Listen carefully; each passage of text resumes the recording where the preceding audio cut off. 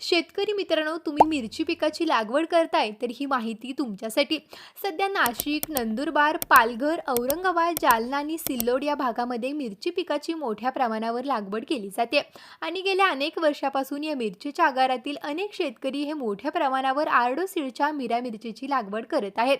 आणि याचं कारण म्हणजे या मिरचीचा चमकदार हिरवा रंग आणि परिपक्व झाल्यावरचा तितकाच आकर्षक लाल रंग.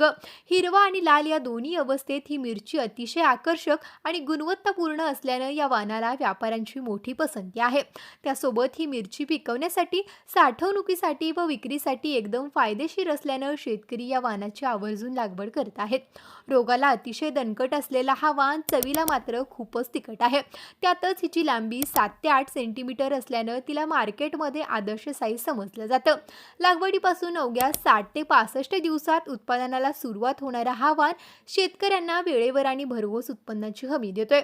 मिरा मिरचीची रोगप्रतिकारक क्षमता देखील जास्त असल्यानं शेतकऱ्यांचा उत्पादन खर्च कमी होतो, त्यामुळे साहजिकच त्यांना चांगला नफा देखील मिळतोय. आता तुम्हाला जर हा व्हिडिओ पाहून मिरची पिकाची लागवड करायची असेल तर पुढील माहिती महत्त्वाची आहे.